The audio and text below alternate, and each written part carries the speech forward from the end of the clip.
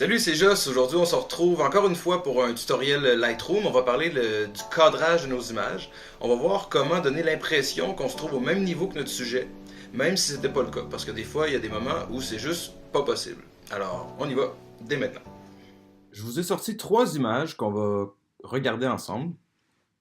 Alors, tout ce qu'on va faire, c'est ajuster le cadrage pour donner une profondeur à l'image, puis donner l'impression qu'on se trouvait au niveau du sujet au moment de la prise de photo. Vous voyez par exemple cette image de huard, je l'ai pris à partir d'un canot. Et puis dans un canot, on a beau se pencher le plus qu'on peut, évidemment, on ne sera jamais exactement au même niveau que les oiseaux. Il aurait fallu que je sois dans l'eau à ce moment-là, ce qui n'était pas possible. Donc, voici la photo originale. Mes photos, lorsque je les prends, souvent, elles vont être centrées comme ça. Parce que le collimateur du centre, dans votre appareil photo, est beaucoup plus précis que les autres. Donc, en général, je vais faire le focus avec lui. Euh, des fois, on peut faire le focus et décentrer, mais dépendamment de l'angle que l'on a, ça peut affecter la netteté. Donc, je garde toujours en tête le recadrage que je vais faire par la suite à l'ordinateur quand je prends la photo. Donc, je me garde l'espace, comme sur celle-ci. Et comme ça, on s'assure d'avoir des photos bien nettes, comme on peut le voir là.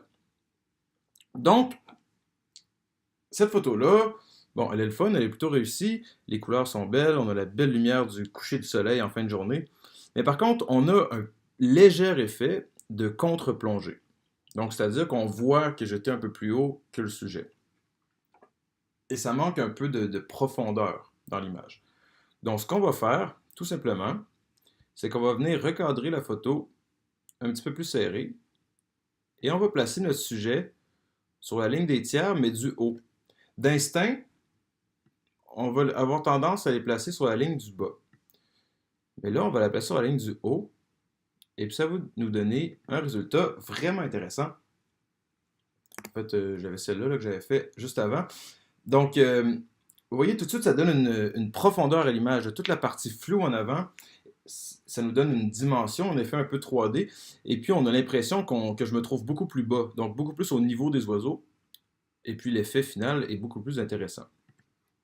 Pareil avec cette image-là.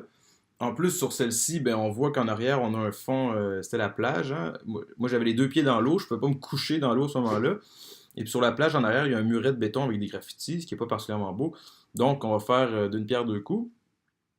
On va cacher le mur de béton et s'abaisser, encore une fois d'une manière plutôt artificielle, là, au niveau de l'oiseau. Et puis, en recadrant, vers le bas, ça donne ça. Ça donne un effet vraiment intéressant aussi, je trouve que ça fait différent. C'est rare qu'on voit des photos de ce type-là cadrées comme ça, puis je trouve que ça donne vraiment quelque chose de fun.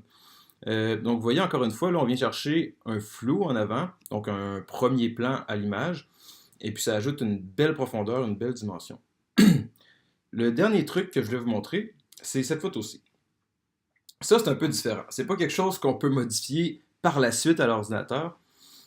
En fait, c'est que cet oiseau-là, on dirait que je suis couché dans la neige puis que je suis au même niveau que lui. En réalité, il est beaucoup plus haut que moi. Il doit être à 10-12 mètres en hauteur par rapport à moi. Il se trouve sur le toit d'une grange. Les premières photos que je prenais, ça ressemblait à ça. Vous voyez, quand on regarde cette image-là, on voit très bien qu'il y a un gros effet de contre-plongée avec le harfang. Alors, ce qu'il faut faire, c'est qu'il faut être alerte. La photo animalière, hein, on le sait, ça se passe souvent très rapidement. Donc, il faut toujours être prêt à prendre une photo. Et puis, idéalement, et là, on n'a pas le contrôle là-dessus, évidemment, mais idéalement, on attend que l'oiseau nous regarde. Et puis là, ce qu'il a fait, en fait, c'est que pour me voir, il s'est penché un peu légèrement pour me regarder. Et puis, ça donne l'impression qu'on est au même niveau. Alors que c'est pas le cas du tout, comme vous le voyez ici. Alors encore une fois, j'espère que ce petit tutoriel va vous avoir été utile. Si vous avez aimé ça, n'hésitez pas à le dire en commentaire. Si vous n'avez pas aimé ça, n'hésitez pas à le dire en commentaire aussi. Puis surtout, n'oubliez pas de me suivre sur ma page Facebook, sur mon site web, sur Instagram et de vous abonner à la chaîne. Si vous avez des idées de sujets pour une prochaine vidéo, n'hésitez pas aussi à me les donner et on se revoit très bientôt.